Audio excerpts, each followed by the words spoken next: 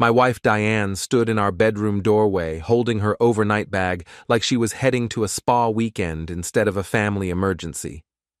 The bag looked suspiciously well packed for someone who'd just gotten devastating news about her sister. My sister had an accident. I need to stay with her tonight, she said, not quite meeting my eyes. After 15 years of marriage, you learn to read the tells.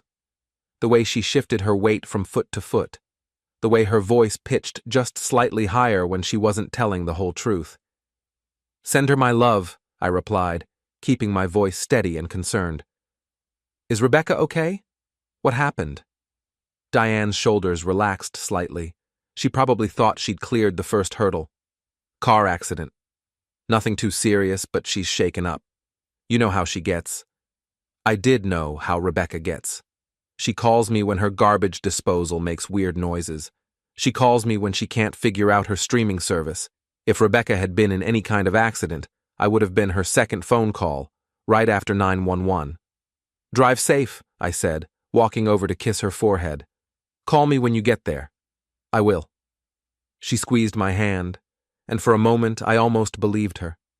Almost forgot about the late nights at the office, the new clothes, the way she'd started keeping her phone face down during dinner.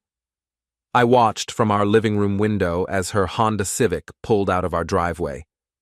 The taillights disappeared around the corner, heading toward the main road. If she was really going to Rebecca's place across town, she should have turned left. She turned right. My phone was in my hand before I'd consciously decided to make the call. Rebecca answered on the second ring. Andrew, hey, what's up? Just checking on you. Diane said you had an accident? Silence. Then, an accident? What kind of accident? I'm fine, I've been fine all day. I just finished watching a movie and was about to go to bed. The living room suddenly felt smaller. The walls seemed to press in just slightly. She said she was coming to stay with you tonight, because of your accident. Andrew, I haven't talked to Diane in 3 weeks. We had that stupid fight about Mom's birthday party, remember? What's going on? I thanked Rebecca, told her it was probably a misunderstanding, and hung up. Then I opened the Find My Phone app on my device. Diane and I had shared locations for years. Practical reasons, mostly. If one of us got stuck in traffic or had car trouble. The little blue dot that represented my wife was moving steadily away from our neighborhood, but not toward Rebecca's apartment, not toward the hospital. The dot traveled through downtown, past the business district, and finally came to rest at Harbor View Apartments. I knew those apartments. Expensive, modern. The kind of place where young professionals with more money than sense paid twice what they should for granite countertops and a view of the marina. I also knew who lived there. Marcus Delacroix, Diane's co-worker at the biotech startup where she worked in marketing. Marcus, who she'd mentioned maybe a few too many times over the past 6 months.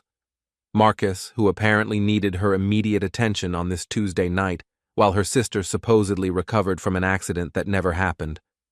The blue dot stayed put for 20 minutes. Then it started moving again, but just slightly.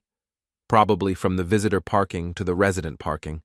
Probably from the lobby to apartment 4B, which I happened to know was Marcus's unit because Diane had mentioned the company holiday party there last December.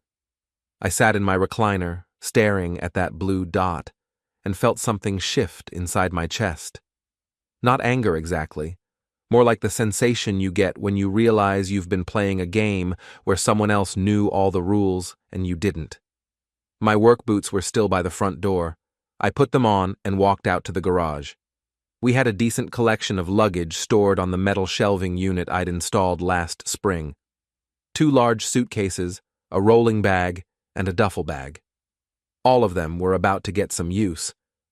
The house felt different as I moved through it, gathering Diane's belongings. 15 years of shared space, shared stuff, shared routines. Her coffee mug in the sink from this morning. Her reading glasses on the nightstand. Her half of the closet, organized by color and season. I started with the obvious things. Clothes, shoes, toiletries. Then I moved on to the personal items. The jewelry box her mother had given her. The stack of romance novels she kept on her side of the bed, the framed photo of us from our honeymoon in Maine, back when we both believed this would last forever. Each item that went into the suitcases felt like closing a chapter, not with sadness exactly, more like finally admitting what I'd probably known for months but hadn't wanted to face. The blue dot hadn't moved. Still parked at Harbor View Apartments, still living the lie she'd told me 3 hours ago. I took screenshots of her location, lots of them, timestamps and GPS coordinates and that little blue dot that told the whole story. Then I scrolled back through the location history. Last Tuesday night, same apartment complex. 2 weeks before that, same place. A pattern going back months. My phone buzzed. Text message from Earl Finch, the locksmith who'd done work on our house before. He was also a night owl who didn't mind emergency calls if you paid his after-hours rate. Earl, it's Andrew Waverly. I need my locks changed tonight. All of them. Can you be here in an hour? Everything okay? Everything's fine. I just want new locks before morning. It'll cost extra for the night call. Not a problem. Earl showed up at midnight with his van full of hardware and questions he was smart enough not to ask. He'd lived in this town long enough to recognize the signs. Packed suitcases on the front porch. Husband home alone on a Tuesday night. Wife's car nowhere to be seen. You want the deadbolts rekeyed too? He asked, examining our front door. Everything. Front door, back door, garage door. I want every lock in this house changed. He worked efficiently, the sound of his drill mixing with the distant hum of late-night traffic. I made coffee and checked my phone. The blue dot was still there, still telling its story. You know, Earl said as he installed the new deadbolt, my cousin's wife tried this same thing about 5 years ago. Told him she was visiting her sick mother in Portland. Turned out she was visiting her personal trainer in his apartment downtown. How'd that work out for her? She came home to find all her stuff on the lawn and the locks changed. Took her about 6 months to find a new place to live. Funny thing about small towns. Word gets around pretty quick about that kind of thing. Earl finished the job at 2:30 a.m. I paid him in cash and added a generous tip for the discretion. He loaded his tools back into the van and paused at the driver's door. You want some advice from someone who's seen this before? Sure. Don't let her back in tonight. Whatever story she comes home with, don't let her back in. Once you start believing the lies again, it gets harder to stop. I watched his taillights disappear down the street, then checked my phone one more time. The blue dot was moving, heading back toward our neighborhood, heading home to continue the lie she'd started 4 hours ago. I turned on the porch light and sat in the living room with all the lights off. The packed suitcases were lined up on the front porch like soldiers. The new keys were in my pocket. The screenshots were saved to my phone and uploaded to cloud storage. At 3:17 a.m., headlights swept across our driveway. Diane's Honda pulled up to the garage, and I watched through the window as she noticed the suitcases. Even from inside the house, I could see her confusion turn to something else, something that looked a lot like panic. She tried her key in the front door. It didn't work, of course. She tried it again, jiggling the handle like maybe the lock was just being stubborn. Then she knocked. I opened the door and looked at my wife of 15 years. She was still beautiful, still the woman I'd fallen in love with in college, still the person I'd trusted with everything that mattered to me. How's your sister? I asked. The question hung in the air between us like smoke. Diane's mouth opened and closed without sound. Her eyes darted from my face to the suitcases behind her, then back to my face. Andrew, I can explain. I'm sure you can. Rebecca was fine when I called her an hour ago, confused about why I was asking about an accident that never happened, but fine. You called Rebecca? I did. Funny thing about emergencies, they tend to involve actual emergency situations. Diane's shoulders sagged. The overnight bag slipped from her hand and hit the porch with a soft thud. Can we talk about this inside? We can talk about it right here, How long has this been going on? It's not what you think. I pulled out my phone and showed her the screenshots. Her location at Harbor View Apartments, the timestamp showing she'd been there for hours, the history showing this wasn't the first time. What am I thinking exactly? She stared at the screen like it was written in a foreign language. You were tracking me? We've been sharing locations for 3 years, Diane. You set it up yourself, remember? For safety reasons. This is crazy. You're acting crazy. Am I? Because from where I'm standing, the only crazy thing is that I trusted you. The porch light cast harsh shadows across her face. She looked older suddenly, tired in a way that had nothing to do with the late hour. Marcus needed someone to talk to. His father is in the hospital. Is that what we're calling it now? Nothing happened, Andrew. We're friends, co-workers. He was upset and needed support. I almost laughed. Almost. Support that required you to lie to me about your sister having an accident? Support that required you to spend the night at his apartment? Support that's been happening every Tuesday night for the past 2 months? Her face went pale.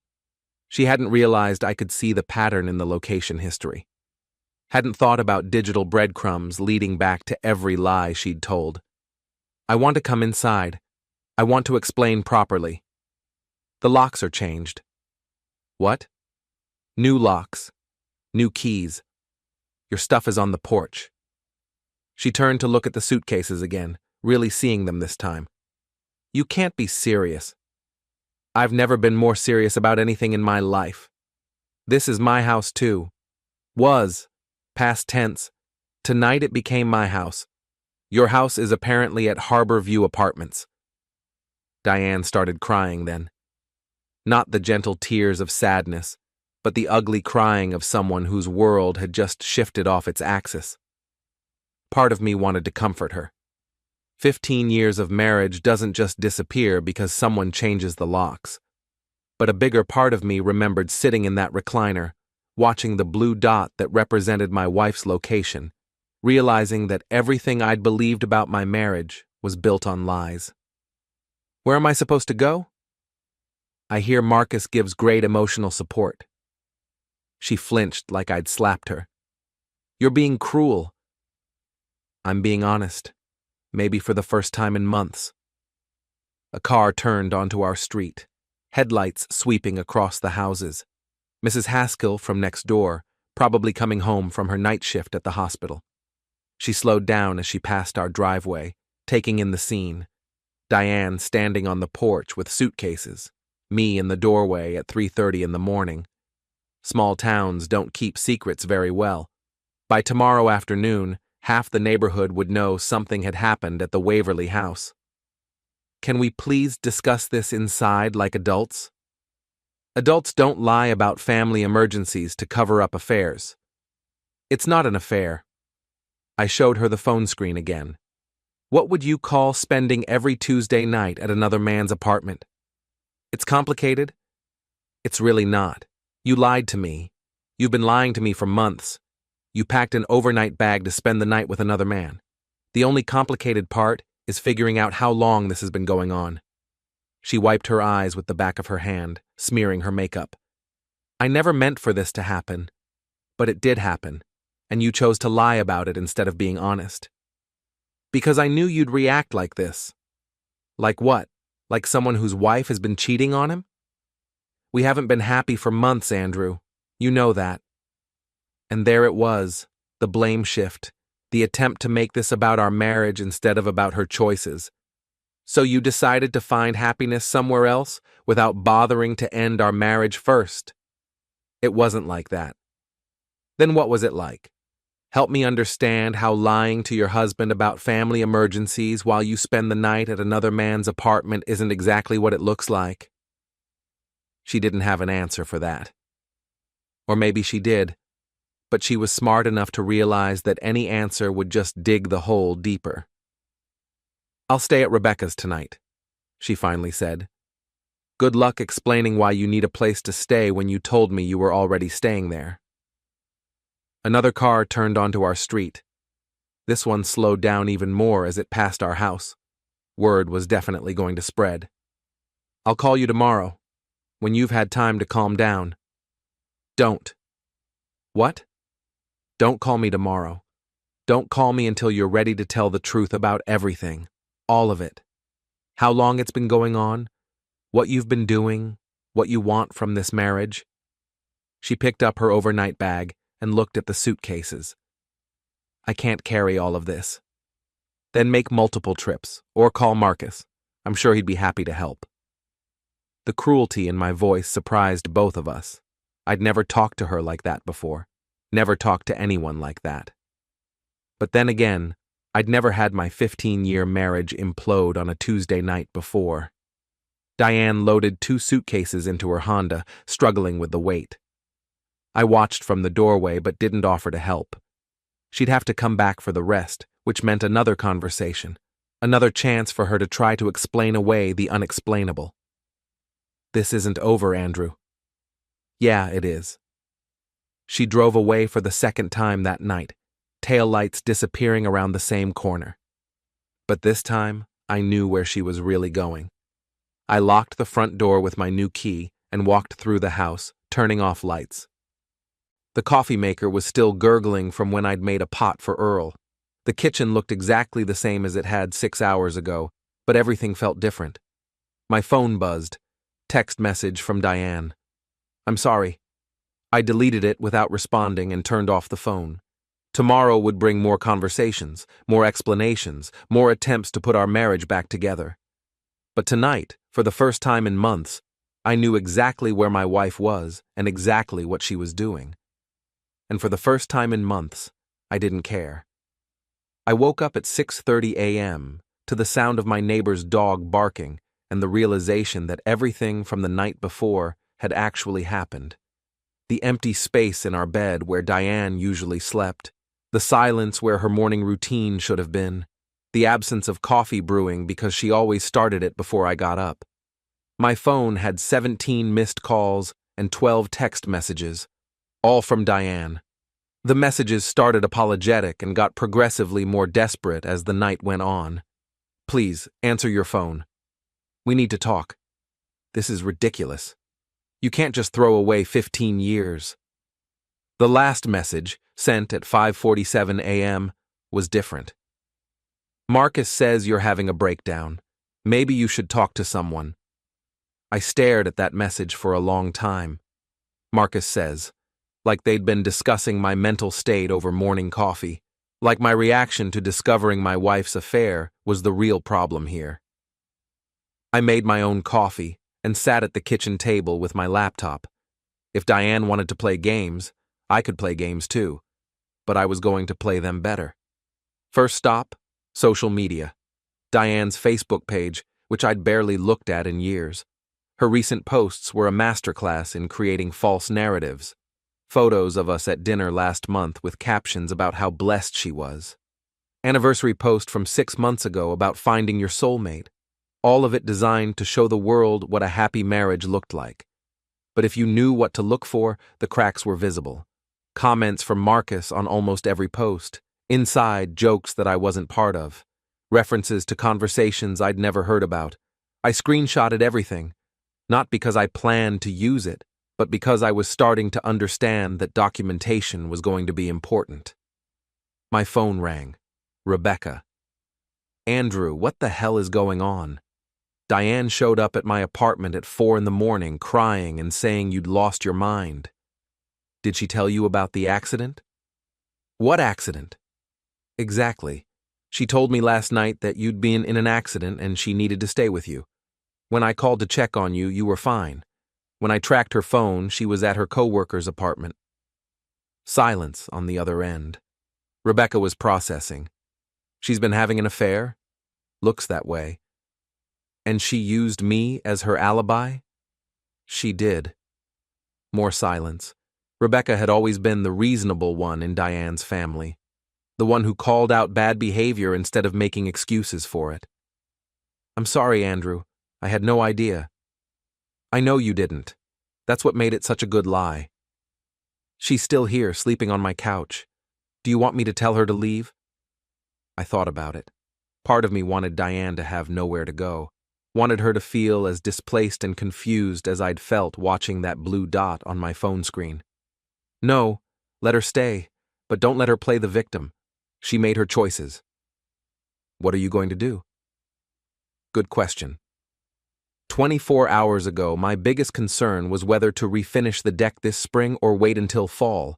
Now I was trying to figure out how to untangle 15 years of shared life from someone who'd been lying to me for months. I'm going to go to work and pretend everything is normal while I figure out what comes next. Are you okay? I'm fine. Angry, but fine. Call me if you need anything. And Andrew? I'm sorry my sister is such an idiot. I finished my coffee and got ready for work. Shower, shave, the same routine I'd followed for years. But everything felt slightly off-kilter, like looking at a familiar room through a funhouse mirror. The paper mill where I worked as a supervisor was a 20-minute drive through downtown. I'd been there for 12 years, worked my way up from floor operator to shift supervisor. Good job, decent pay, solid benefits, the kind of steady work that was supposed to provide stability for a marriage and maybe kids someday. The kids thing had been a recurring conversation for the past few years. Diane always had reasons to wait. Her career was taking off. We should pay down more of the mortgage first. Maybe next year would be better timing. Now I wondered if she'd been stalling because she was already planning her exit strategy. Morning, Andrew. Jerry Martinez, one of my floor operators, fell into step beside me as we walked toward the main building. You look like hell. Rough night. Everything okay at home? Jerry was a good guy, but he was also the mill's unofficial gossip network. Whatever I told him would be all over the plant by lunch break. Everything's fine. We clocked in and started the morning routine. Equipment checks, safety briefings, production schedules, normal Tuesday morning stuff that felt anything but normal. My phone buzzed constantly throughout the morning. More texts from Diane, a few from numbers I didn't recognize. Probably Marcus, trying to insert himself into the situation. At 10:30, my phone rang. Unknown local number. Andrew Waverly. Mr. Waverly, this is Patricia Chen from Hartwell Biotech.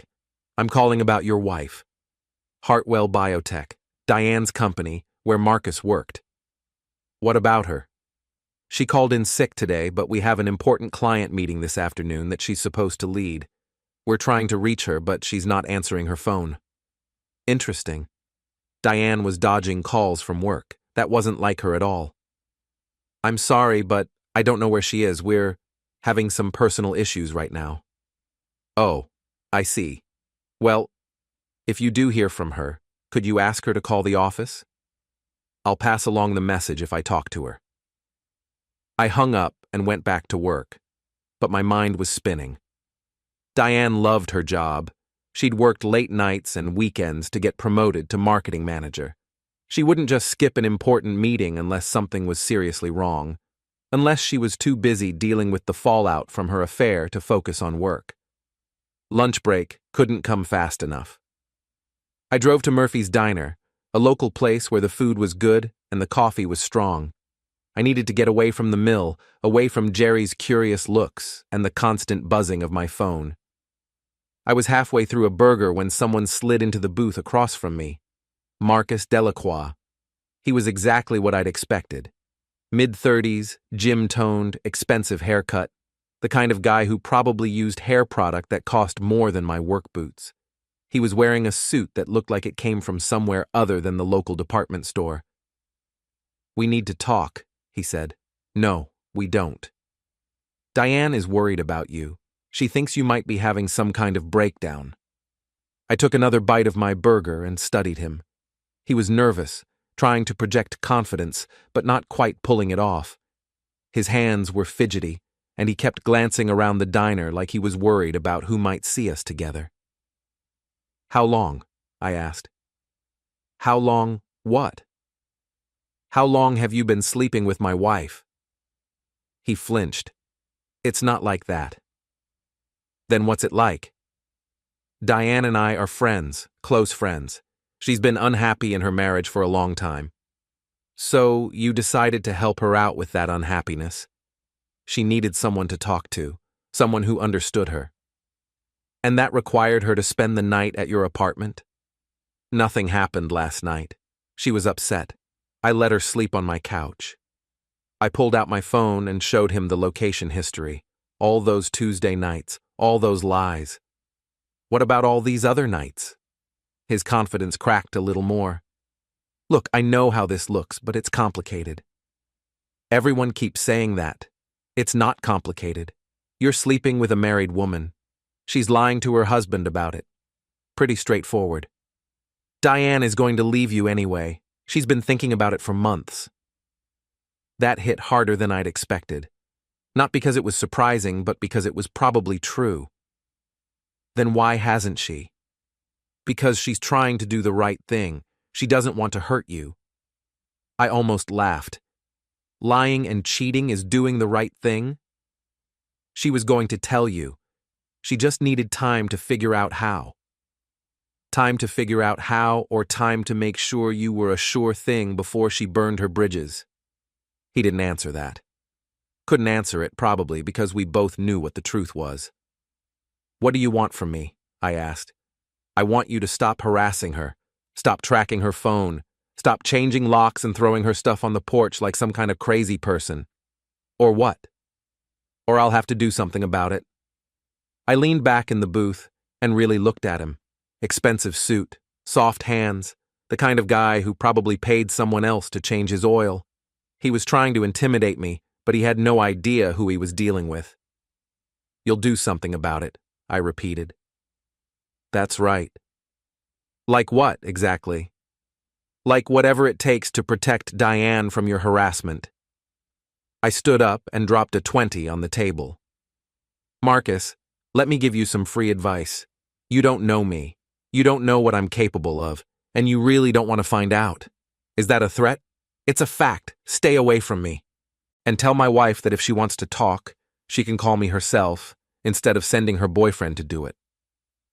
I walked out of the diner, leaving him sitting in the booth.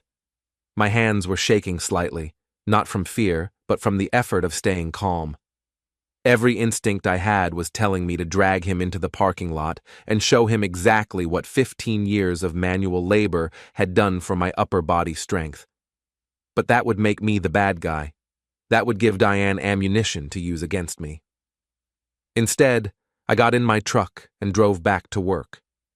But first, I made a stop at the auto parts store. They had what I needed in stock. A small bottle of valve-grinding compound. Nasty stuff that would absolutely destroy an engine if someone were careless enough to put it in their oil filler cap instead of motor oil. Not that I would ever do something like that. But it was good to know it was available if I ever needed it. The afternoon shift dragged by. More texts from Diane, more missed calls, a few messages from numbers I didn't recognize, probably Marcus trying different phones. At 5:30, I clocked out and drove home. The house was exactly as I'd left it that morning. Empty, quiet, missing the sounds and smells of another person living there. I made dinner for one and sat at the kitchen table with my laptop. Time to do some research. Diane's company had a website with employee profiles. Marcus Delacroix, Senior Marketing Associate. Graduated from some fancy college I'd never heard of. Previously worked at a big pharmaceutical company in Boston before moving to Maine 2 years ago. 2 years ago, right around the time Diane started talking about how much she loved her new job. His social media profiles were more revealing. Lots of photos of expensive restaurants, weekend trips to places like Boston and New York, the kind of lifestyle that required serious money, or a serious credit card debt problem. Photos of company events where he and Diane stood just a little too close together.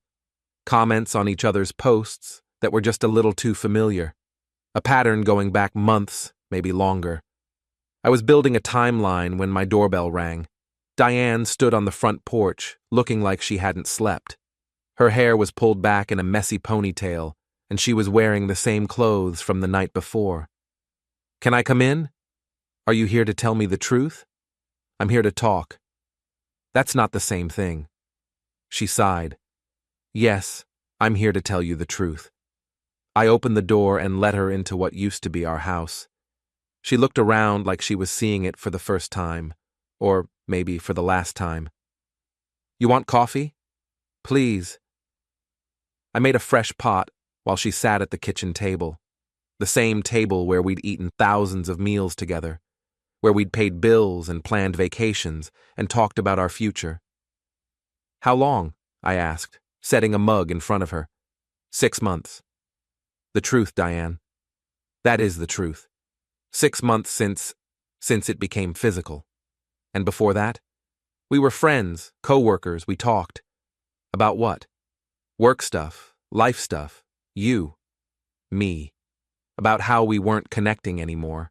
About how we'd grown apart. I sat down across from her. So instead of talking to me about it, you talked to him. I tried to talk to you. You were always tired from work, or busy with house projects, or watching television. So this is my fault. That's not what I'm saying. Then what are you saying? She wrapped her hands around the coffee mug like she was trying to warm herself. I'm saying our marriage was in trouble long before Marcus came along. But Marcus came along anyway. Yes. And you decided that sleeping with him was better than trying to fix things with me. It wasn't a decision. It just happened. Bullshit. You don't just accidentally spend 6 months lying to your husband. You don't just accidentally pack overnight bags and create fake emergencies. You made choices, Diane. Own them. She started crying again. I know I screwed up. I know I hurt you. But I don't know how to fix this. You can't fix this. What do you mean? I mean it's over. Our marriage is over. Don't say that. Why not? It's true, isn't it? You've been planning to leave me for months. Marcus told me so this afternoon. Her face went pale. You talked to Marcus? He came to the diner where I was having lunch, wanted to threaten me into leaving you alone. He did what? Told me to stop harassing you. Said he'd do something about it if I didn't back off. I didn't ask him to do that. Didn't you? You told him I was having a breakdown. You sent him to clean up your mess. I was scared. I didn't know what you might do. What I might do? Diane, I changed the locks and packed your bags. I didn't burn the house down. You were tracking my phone. Location sharing that you set up 3 years ago. But nice try making me sound like a stalker. She wiped her eyes with a napkin. What happens now? Now you decide what you want. Him or me. Your marriage or your affair. You don't get both. It's not that simple. It's exactly that simple. I need time to think. You've had 6 months to think. Time's up. She stood up from the table. I should go. Yeah, you should. Can I get the rest of my things? They're still on the porch. All of them? Everything I could think of. If I missed something, make a list. She walked to the front door, then turned back. I do love you, Andrew. I know you don't believe that, but it's true. If you loved me, you wouldn't have been sleeping with someone else for 6 months. People can love more than one person. Not when they're married, they can't. She left without saying goodbye. I watched from the window as she loaded the rest of her suitcases into her car. She struggled with the heavy ones, and again, I didn't offer to help. As she drove away, I realized something had changed. The anger was still there, but it was different now. Colder, more focused. Diane wanted to play games. She wanted to have her marriage and her affair and somehow make me the bad guy for not accepting it. Fine. I could play games too. I just hoped she was ready for the rules I was going to use. The next morning brought clarity along with coffee. I'd spent the night thinking about everything Diane had said and everything she hadn't said. The gaps in her story. The way she'd tried to make our marriage problems sound like justification for her affair. The way she'd painted me as the unreasonable one for refusing to accept being cheated on. But mostly, I'd thought about Marcus showing up at the diner, trying to intimidate me into backing down. That had been a mistake on his part. A big one. I called in sick to work. First time in 3 years, but I needed a day to handle personal business. Jerry would spread rumors about it, but I didn't care anymore. Let people talk. My first stop was downtown to see Tom Bradley, the lawyer who'd handled our house purchase and our wills. He was a small-town attorney, but he was sharp and he knew how to keep his mouth shut. "Andrew, good to see you. What can I do for you?" "I need to know about divorce. Assets, procedures, timelines, everything." Tom leaned back in his chair. "I'm sorry to hear that. How long have you and Diane been having problems?" "I found out she was having an affair 2 days ago. She's been lying about it for 6 months." "Any chance of reconciliation?" "None." Tom pulled out a legal pad and started taking notes. "Okay, let's talk about what you're dealing with. Maine is a no-fault divorce state, which means adultery doesn't technically matter in terms of asset division, but it can matter in other ways. Such as? Such as if she's been spending marital assets on her affair, expensive dinners, hotel rooms, gifts. That money can be recovered." I thought about Marcus's expensive clothes, his fancy apartment. How would I prove something like that? Credit card statements, bank records, receipts. You'd be surprised how much evidence people leave behind. What about the house? Joint ownership means it gets divided unless one party can buy out the other. Given your income versus hers, you'd probably have to sell. That hit hard.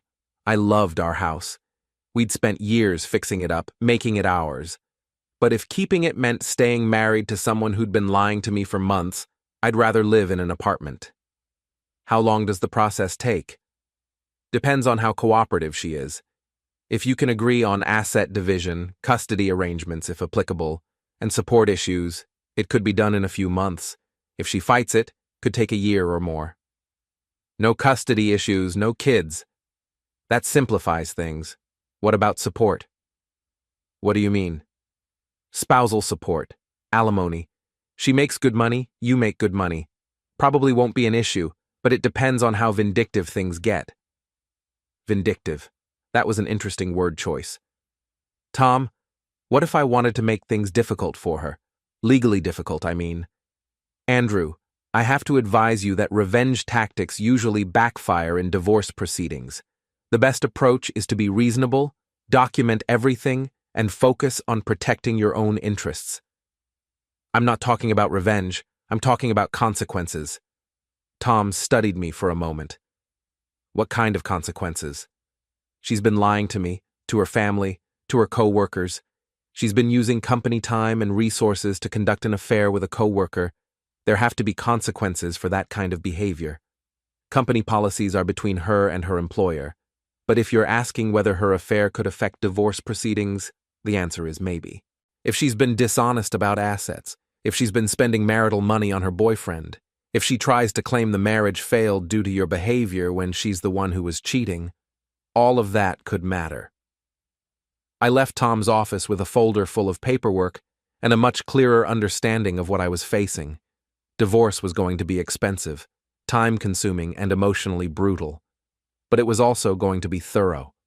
Every financial record would be examined. Every asset would be accounted for. Every lie Diane had told would eventually come to light. My second stop was the bank. I wanted to understand our financial situation before Diane had a chance to hide anything. Joint checking account, joint savings, joint credit cards. 15 years of shared financial responsibility that was about to become very complicated. The checking account showed the usual pattern of deposits and expenses. But there were some irregularities. Cash withdrawals that I didn't remember making. Restaurant charges that I'd never seen.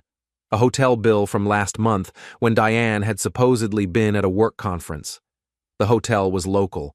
The Harborview Inn, about 10 minutes from Marcus's apartment. I asked for printed statements going back 6 months. The pattern was clear once you knew what to look for. Regular cash withdrawals, always on Tuesdays. Restaurant charges for 2 people at places I'd never been. Charges for lingerie at stores where Diane had never shopped before. She'd been funding her affair with our joint money. Money I'd earned working overtime shifts at the mill while she was planning her exit strategy. That was going to stop immediately. I opened a new checking account in my name only and transferred half of our joint savings. Legal, according to Tom, and smart. I also removed my name from the joint credit cards we shared, leaving Diane responsible for her own charges going forward. My phone buzzed while I was finishing the paperwork. Text from Diane. We need to talk about practical things. Bills, mortgage, etc. I replied, make an appointment with Tom Bradley. We'll handle everything through lawyers. Her response came immediately. That's not necessary. We can work this out ourselves. No, we can't. You've been lying to me for 6 months. I don't trust you to be honest about anything anymore. You're being ridiculous. I didn't respond to that. Instead, I drove to the post office and rented a P.O. box. All my mail was going to be redirected there, starting immediately. I didn't want Diane intercepting bank statements or legal documents. My third stop was the most important one. Hartwell Biotech, Diane's company. The building was modern glass and steel, the kind of place that screamed, we have money and we want everyone to know it. The lobby was all marble and chrome, with a receptionist who looked like she'd stepped out of a magazine. I'm here to see Patricia Chen, I told her. Do you have an appointment? She called me yesterday about my wife, Diane Waverly. I have some information she might find useful. Patricia Chen turned out to be the human resources director. Mid-40s, professional, the kind of person who'd seen every workplace drama imaginable and wasn't easily shocked. Mr. Waverly, thank you for coming in. I hope your wife is feeling better. Actually, that's what I wanted to talk to you about. Diane wasn't sick yesterday. Patricia's expression didn't change, but I could see her mental gears shifting. Oh? She was dealing with some personal issues related to our separation. I thought you should know, since she missed an important meeting. I see. Is she planning to return to work today? I honestly don't know. We're not communicating directly anymore. Everything is going through lawyers now. I'm sorry to hear that. I pulled out a folder I'd prepared. There's something else you should be aware of. My wife has been having an affair with one of her co-workers, Marcus Delacroix. Patricia's professional mask slipped slightly. That's a serious allegation. It's not an allegation, it's a fact. I have documentation. I showed her printouts of the location data, the pattern of Tuesday night visits to Marcus's apartment, the timeline going back months. This shows she's been conducting a personal relationship on company time and possibly using company resources. I thought you should be aware of it before it becomes public knowledge. Patricia studied the documents. Why are you bringing this to me? Because my wife and her boyfriend seem to think there won't be any consequences for their behavior. I disagree. Mr. Waverly, I appreciate you bringing this to my attention, but I have to ask, what do you hope to accomplish here? I hope to accomplish exactly what any employer would want to accomplish, making sure employees aren't violating company policies regarding workplace relationships and professional conduct. She was quiet for a long moment. I'll need to discuss this with our legal department. Of course. Just so you know, I'll be providing this same information to my divorce attorney. It may become part of the court record. I left Patricia Chen with copies of everything and drove home feeling better than I had in days. Not happy, exactly, but purposeful. Like I was finally taking action instead of just reacting to other people's choices. My phone was ringing when I walked in the door. Marcus. What the hell did you just do? I'm sorry, who is this? You know damn well who this is. You went to our company. You talked to HR. I provided information that I thought they should have. You're trying to get us fired. I'm trying to make sure there are consequences for your actions. Amazing concept, I know. This is harassment. This is accountability. There's a difference. Diane is right about you. You are having a breakdown. Marcus, let me explain something to you. I work in a paper mill. I operate heavy machinery for a living. I know what breakdowns look like, and this isn't one. This is what happens when someone decides to stop being a victim. You can't destroy people's lives just because your marriage didn't work out. I'm not destroying anything. You and Diane did that all by yourselves. I'm just making sure everyone knows about it. He hung up on me. 5 minutes later, Diane called. Andrew, what did you do? I told your HR department that you've been having an affair with a coworker. Seemed like something they should know. You're trying to get me fired. I'm trying to get you held accountable for your choices. This is insane. You're destroying my career over a personal matter. You made it a professional matter when you started sleeping with your coworker on company time. It wasn't during work hours. The hotel bills say otherwise. The Tuesday afternoon restaurant charges say otherwise. Want me to fax you the bank statements? Silence. She was realizing how much evidence I'd gathered. I could lose my job over this. You could. Actions have consequences. I thought we were going to handle this like adults. Adults don't lie about family emergencies to cover up affairs. Adults don't spend 6 months cheating on their spouses. Adults don't send their boyfriends to restaurants to make threats. Marcus was trying to help. Marcus was trying to intimidate me into shutting up and accepting being cheated on. That was a mistake. What do you want from me? I want you to understand that your choices have consequences. For you, for Marcus, for everyone involved in this situation. And what about your choices? What about the consequences of trying to destroy my career? My choice is to make sure the truth comes out. If the truth destroys your career, that's on you, not me. She hung up. I made dinner and ate it while watching the local news. Normal Tuesday night routine, except everything was different now.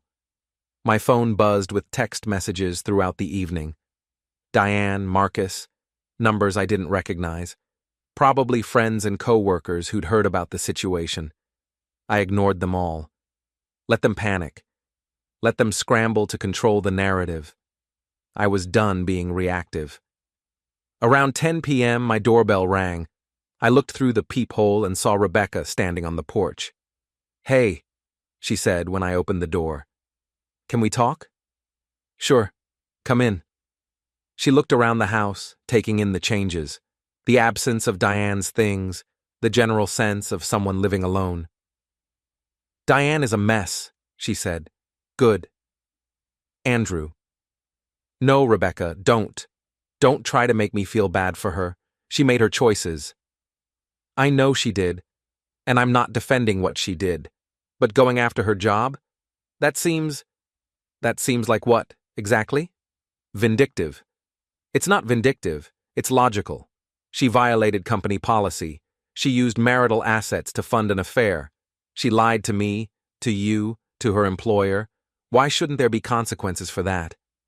Rebecca sat down on the couch. Because you loved her once.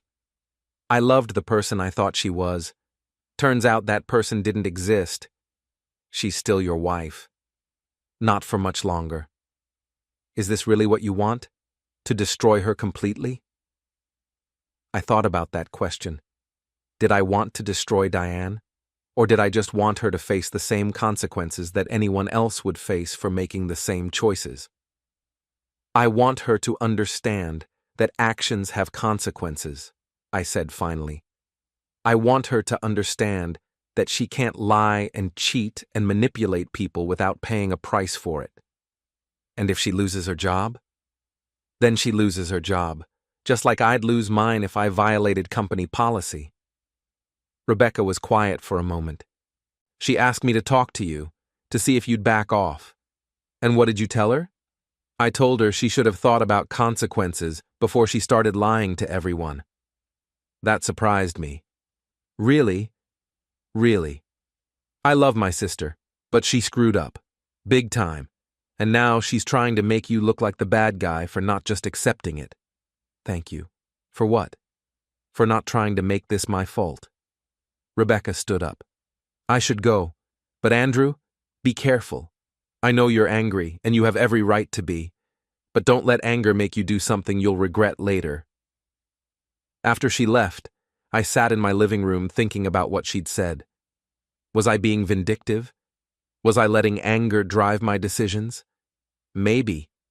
But I was also tired of being the only person in this situation who was expected to be reasonable. Tired of being told to calm down, to be understanding, to consider Diane's feelings. What about my feelings? What about the consequences of her choices on my life? My phone buzzed. Text from an unknown number. "This isn't over," I replied. "You're right. It's just getting started." Tomorrow would bring new challenges, new conversations, new opportunities to make sure everyone involved in this situation understood that choices have consequences. I was looking forward to it. Thursday morning brought rain and a phone call that changed everything. I was drinking coffee and checking email when Tom Bradley called with news. "Andrew, we need to talk. Can you come in this morning?" "What's wrong?" "I'd rather discuss it in person." An hour later, I was sitting in Tom's office while he spread documents across his desk like he was laying out evidence for a jury. "Your wife filed for divorce yesterday," he said. "She's claiming irreconcilable differences and asking for spousal support." "Spousal support? She makes more money than I do." "She's also claiming that you've been emotionally abusive and that she fears for her safety." I stared at him. "What?" "She filed a restraining order request. Claims you've been stalking her, tracking her movements, harassing her at work." "That's completely false. I know it is. But we need to address it seriously. There's a hearing scheduled for Monday morning." My hands were shaking. Not from fear, but from rage. "She's trying to make herself look like the victim." "That's exactly what she's doing. And it's not uncommon in these situations. The spouse who cheated often tries to flip the narrative, make themselves look like the wronged party." "Can she do that?" "She can try. But we have documentation that contradicts her story. The location sharing was consensual. You haven't contacted her workplace inappropriately. You haven't threatened her." "What about Marcus threatening me?" "Tell me about that." I walked Tom through the encounter at the diner. Marcus's attempt at intimidation, his claim that he'd do something about it if I didn't back off. "Any witnesses?" "The waitress, maybe. Other customers." "We'll look into that. It could help establish that you're the one being threatened, not the other way around." Tom leaned back in his chair.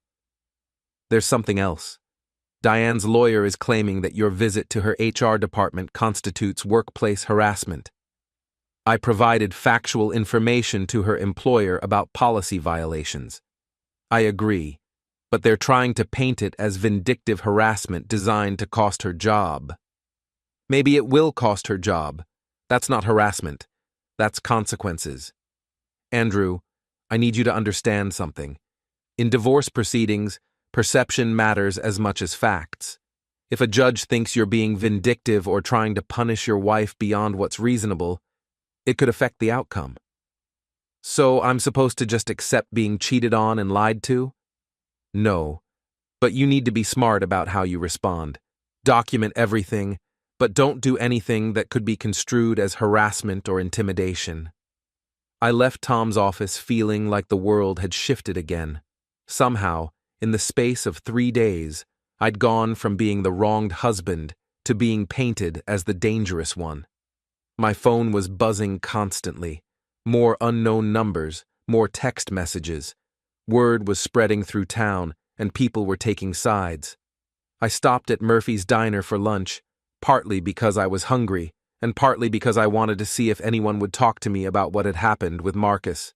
Small towns have long memories, and diner conversations often turn into valuable information. Andrew, Betty, the longtime waitress, waved me over to a corner booth. Heard you're having some troubles at home. News travels fast. Honey, in a town this size, news travels at the speed of light. You want the usual? Please. Betty brought coffee and leaned in conspiratorially. That fancy boy who came in here Tuesday looking for you? He was back yesterday, asking questions about you. What kind of questions? Wanting to know if you'd ever caused trouble here, if you had a temper, if anyone had ever seen you get violent. Real subtle like. What did you tell him? I told him you'd been coming here for years and never caused a problem for anyone. But he kept pushing, like he wanted me to say something bad about you. Anyone else he talked to? He tried the same thing with Joe behind the counter. Joe told him to take his questions and his fancy suit and get out. I thanked Betty and ate my lunch while thinking about Marcus's fishing expedition. He was building a case, trying to find evidence to support Diane's claims about me being dangerous or unstable. That meant they were coordinating their stories, planning their strategy. Fine, two could play that game. After lunch, I drove to the Harborview Inn, the hotel where Diane had supposedly been at a work conference last month. The same hotel that showed up on our credit card statement. The desk clerk was a young woman who looked bored with her job and happy to have someone to talk to. I'm trying to track down some information about a charge on my credit card, I told her. My wife stayed here last month, but I want to make sure the billing is correct. What's the name? Diane Waverly. It would have been March 15th. She typed on her computer. I see it. 1 night, King Suite, 2 guests. 2 guests? Yes, sir. The reservation shows 2 adults. Can you tell me who the second guest was? I'm sorry, I can't give out that information. Privacy policy. I thanked her and left, but I had what I needed. Diane had booked a hotel room for 2 people while claiming to be at a work conference. That was evidence of deception, possibly fraud if she'd claimed it as a business expense. My next stop was Hartwell Biotech. I wanted to see if Patricia Chen had made any decisions about the information I'd provided. Mr. Waverly, she said when I was shown into her office, I was hoping you'd come back. Have you had a chance to review the situation? We have. And I have to tell you, it's complicated. How so? Your wife and Mr. Delacroix have both denied having an inappropriate relationship. They claim they're friends and co-workers. Nothing more. What about the evidence I showed you? They have explanations for everything. The location data shows she was at his apartment, but they claim it was for work-related discussions. The hotel charge was supposedly for a legitimate business meeting. I felt my jaw tighten. You believe that? It doesn't matter what I believe. It matters what I can prove. And without more concrete evidence, it's their word against yours. What would constitute concrete evidence? Patricia was quiet for a moment. Mr. Waverly, I can't advise you on how to investigate your wife's personal life. But I can tell you that our employee handbook clearly states that romantic relationships between coworkers must be disclosed to management. And if they haven't been disclosed, then that would be a policy violation subject to disciplinary action. I understood. She couldn't tell me directly what to do, but she was pointing me in the right direction. What if I could prove they were lying about the nature of their relationship? Then we would have to take appropriate action. I left Hartwell Biotech with a new understanding of what I needed to do. Diane and Marcus were denying everything, claiming their relationship was purely professional. If I could prove otherwise, their jobs would be at risk. But how do you prove an affair when both parties are denying it? The answer came to me as I was driving home. Social media. People having affairs often can't resist leaving digital breadcrumbs, especially in the early stages when everything feels exciting and secret. I spent the evening going through every social media platform I could think of. Facebook, Instagram, Twitter, LinkedIn. Looking for photos, comments, check-ins, anything that would establish a pattern of personal rather than professional interaction. What I found was subtle but damning. Photos from company events where Diane and Marcus were always standing together. Comments on each other's posts that were just slightly too familiar for coworkers. Check-ins at restaurants and bars on the same nights, posted minutes apart. The smoking gun came from Instagram, a photo Marcus had posted 6 weeks ago from a restaurant downtown. The caption read, "Great dinner with amazing company," with a heart emoji. In the background, barely visible, was Diane's distinctive red scarf hanging on the back of a chair. The same scarf she'd worn in a photo she'd posted the same night, claiming she was having dinner with a friend, but not tagging anyone. I screenshotted everything and compiled it into a folder. Then I did something that felt both necessary and slightly dirty. I created fake social media accounts and sent friend requests to both Diane and Marcus. Diane accepted the request from Jennifer Walsh, a fake account I'd created with a generic profile photo. Marcus accepted a request from Mike Thompson, supposedly a local business owner. Now I could see their private posts, their personal interactions, their real social media behavior instead of the sanitized versions they showed to mutual friends and family. What I found there was even more revealing. Private messages they'd forgotten to delete. Photos from their Tuesday night meetings, comments and interactions that made it clear their relationship was anything but professional. I compiled everything into a comprehensive file. Photos, timestamps, location data, financial records, social media evidence, a complete picture of their affair, documented and timestamped. It was nearly midnight when I finished. I was exhausted, but I was also satisfied. Let them deny their relationship now. Let them claim it was all professional. I had proof. My phone rang. Unknown number, but I was pretty sure I knew who it was. Hello? We need to meet. Marcus's voice tight with tension. No, we don't. Yes, we do. Tomorrow morning, Murphy's Diner, 8 a.m. Why would I want to meet with you? Because if you don't, things are going to get much worse for everyone involved. Is that another threat? It's a warning. 8 a.m., Murphy's Diner. Don't bring anyone with you. He hung up before I could respond. I stared at the phone, wondering what he thought he could accomplish with another face-to-face meeting. Then I realized what was happening. The restraining order hearing was Monday. Diane needed evidence that I was the aggressor, that I was the one making threats and causing problems. Marcus was trying to provoke me into doing something stupid, something that would support their narrative about me being dangerous and unstable. I smiled as I turned off the lights and headed to bed. Let him try.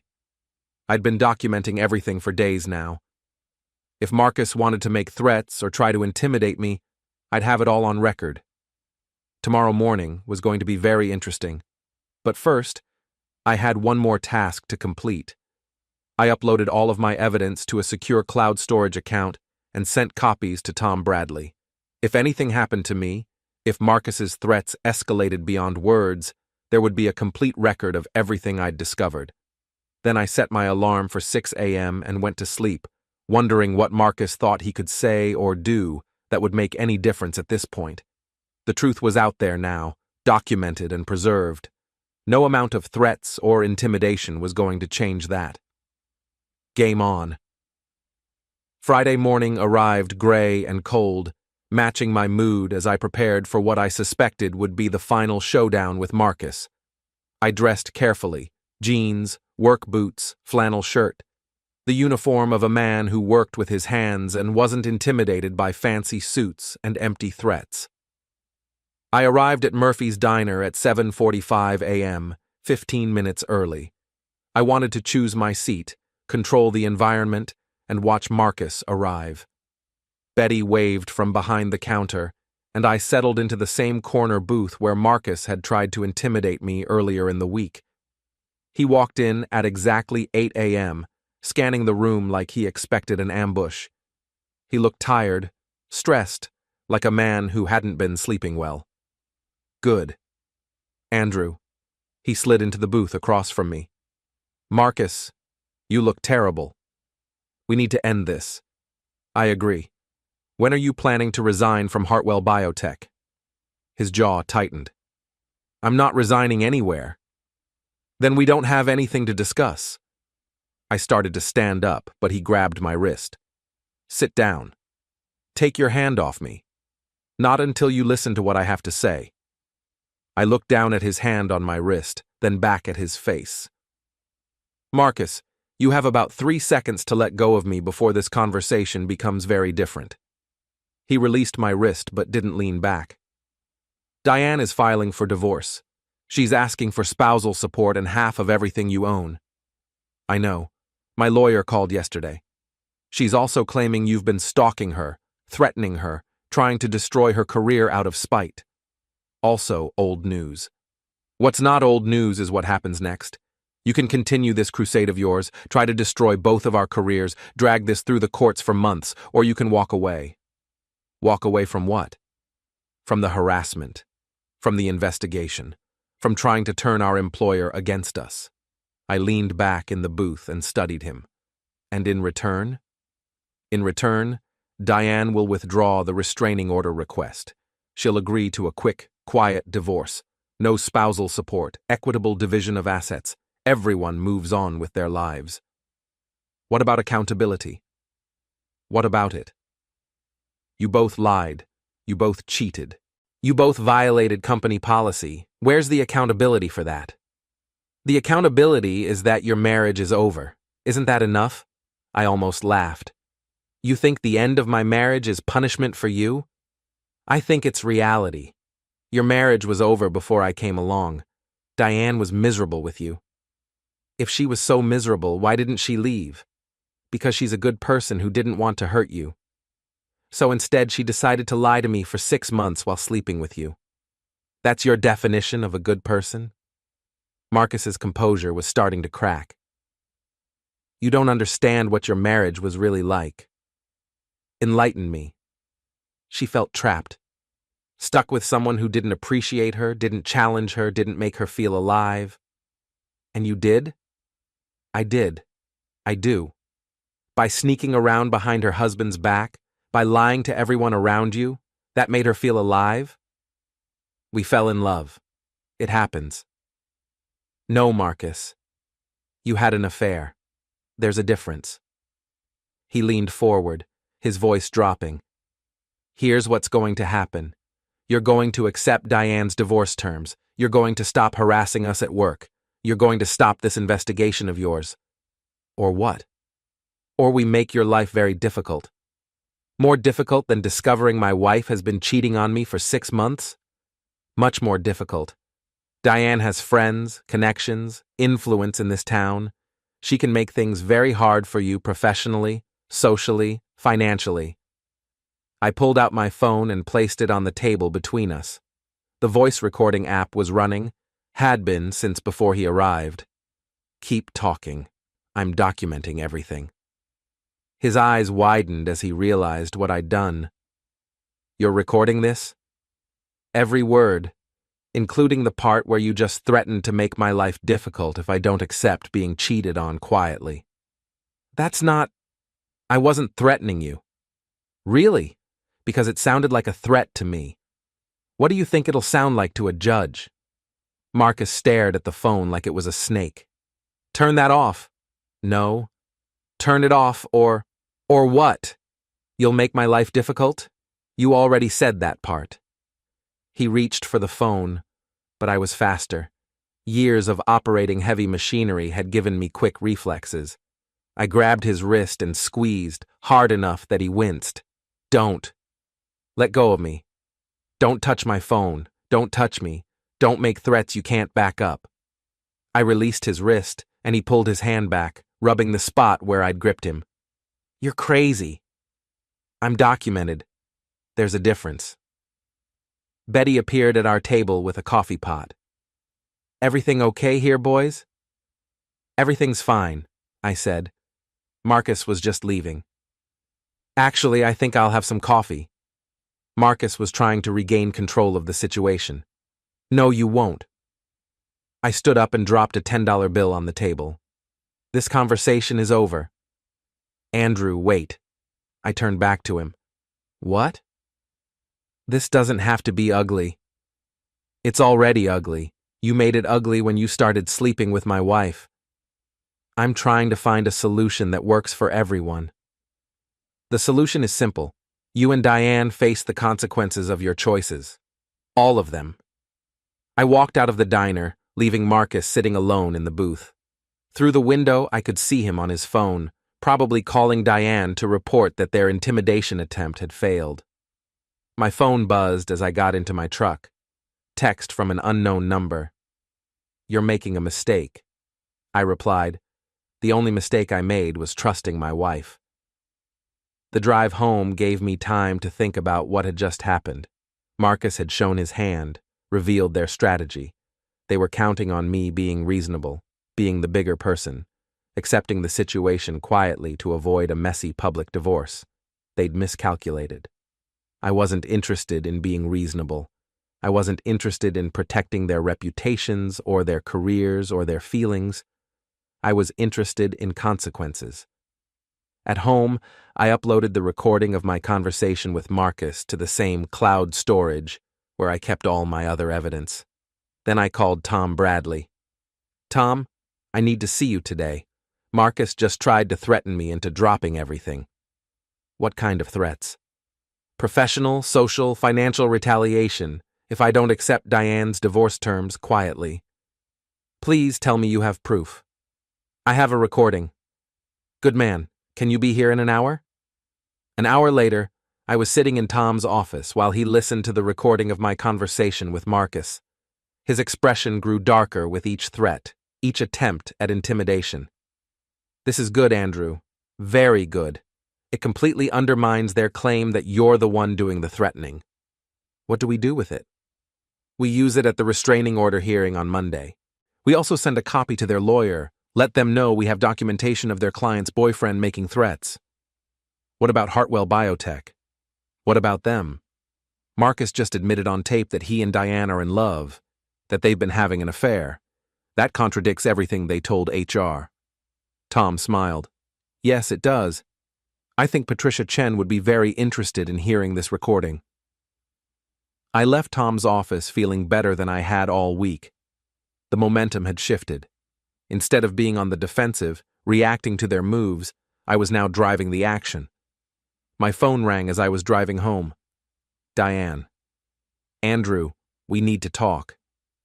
"Talk to my lawyer." "This is getting out of hand. You should have thought about that before you started lying to me. Marcus told me what happened at the diner. You can't keep recording private conversations." "It wasn't private. It was in a public place. And in Maine, I only need consent from one party to record a conversation. I consented." "You're trying to destroy us." "I'm trying to document the truth. If the truth destroys you, that's not my fault." "What do you want?" "I want you to face consequences for your choices." "What consequences?" "All of them." She was quiet for a moment. "Andrew, I know I hurt you. I know I made mistakes. But this has gone far enough." "Has it?" "Because from where I'm sitting, you haven't faced any real consequences yet. You're still employed, still living your life, still with your boyfriend, still trying to make me look like the bad guy for not accepting being cheated on." "I filed for divorce. Isn't that what you wanted?" "I wanted honesty. I wanted you to take responsibility for your choices. I wanted you to stop lying." "I have stopped lying." "Have you? Did you tell your HR department the truth about your relationship with Marcus?" Silence. "Did you tell your lawyer the truth about why our marriage ended?" More silence. "Did you tell Rebecca the truth about how long this has been going on?" "Andrew, you're still lying, Diane, to everyone, about everything. So no, this hasn't gone far enough." "What will it take?" "The truth. All of it. Public acknowledgement of what you did. Acceptance of consequences. And if I do that, then maybe we can have a civilized divorce. And if I don't, then you'll find out what happens when someone decides to stop being reasonable." I hung up and drove home, wondering if she would take the offer seriously or if she would continue trying to control the narrative, paint herself as the victim, avoid accountability for her choices. My phone buzzed with text messages throughout the afternoon, some from numbers I recognized, friends and co-workers who'd heard about the situation. Some from numbers I didn't recognize, probably people taking sides in the drama. I ignored them all. Let people talk. Let them speculate. The truth would come out eventually, and when it did, everyone would know exactly who had been lying and who had been telling the truth. Saturday morning brought a knock on my door. I looked through the peephole and saw Rebecca standing on the porch holding 2 cups of coffee. "Peace offering," she said when I opened the door. "Come in." We sat in the living room, drinking coffee and not talking for several minutes. Finally, Rebecca broke the silence. "She's scared, Andrew." "Good. Is that really what you want? To scare her?" "I want her to understand that choices have consequences. If that scares her, maybe she should have made better choices. She knows she screwed up." "Does she?" "Because yesterday she was still trying to get me to accept her divorce terms quietly, still trying to avoid any real consequences for what she did." "What do you consider real consequences?" "Losing her job for violating company policy, losing the respect of friends and family who trusted her, losing the comfortable life she built while lying to everyone around her." "That seems harsh." "Harsher than lying to your husband for 6 months while having an affair?" Rebecca was quiet for a moment. "What if she publicly admits what she did? What if she takes full responsibility?" "Then we'll see." "That's not an answer." "It's the only answer I have right now." Rebecca finished her coffee and stood up. "I hope you know what you're doing." "I know exactly what I'm doing." After she left, I spent the day organizing all of my evidence, preparing for Monday's hearing: financial records, location data, social media screenshots, recorded conversations, a complete picture of deception and betrayal, documented and time-stamped. Sunday passed quietly. I went to church for the first time in months, partly for spiritual comfort and partly because I knew people would be talking about my situation. I wanted them to see me calm, composed, reasonable, not the dangerous, unstable man Diane was claiming I was. Monday morning arrived with sunshine and a sense of anticipation. The restraining order hearing was scheduled for 10 a.m. Tom met me at the courthouse at 9:30. "Ready for this?" "More than ready." Diane was already there with her lawyer, a sharp-looking woman in an expensive suit. She looked nervous, kept glancing in my direction like she expected me to do something unpredictable. Marcus was there too, sitting in the back of the courtroom. He avoided eye contact, focused on his phone like he had important business to attend to. The hearing lasted 45 minutes. Diane's lawyer presented their case first, painting me as a dangerous, unstable man who had been stalking and harassing his estranged wife. They had screenshots of my visit to Hartwell Biotech, records of my financial moves, testimony about my erratic behavior. Then Tom presented our case, the location sharing that Diane had set up herself, the recording of Marcus making threats, the timeline showing that I had been reacting to their deception, not initiating harassment. The judge listened to everything, reviewed all the evidence, and made his decision. Request for restraining order denied. The evidence shows that Mr. Waverly has been documenting what appears to be legitimate concerns about his wife's conduct, not engaging in stalking or harassment. If anything, the evidence suggests that Mr. Waverly is the one being threatened. Diane's face went white. Her lawyer whispered something urgent in her ear. "However," the judge continued, "I would advise all parties to conduct themselves with dignity and restraint as they work through their divorce proceedings. The court does not want to see this situation escalate further." We filed out of the courtroom in silence. In the hallway, Diane finally approached me. "Andrew, can we talk?" "About what?" "About ending this. All of it." I looked at her, really looked at her, for the first time in days. She looked exhausted, defeated, like someone who had finally run out of moves.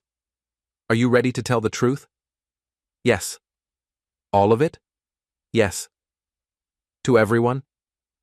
She hesitated, then nodded. "Yes." "Then we can talk." But as we walked toward the courthouse exit, I wondered if she really meant it, or if this was just another attempt to control the damage, minimize the consequences, find a way to salvage something from the wreckage of her choices. I guess I was about to find out. The truth, as they say, has a way of coming out eventually, and after everything that had happened, I was finally ready to hear it.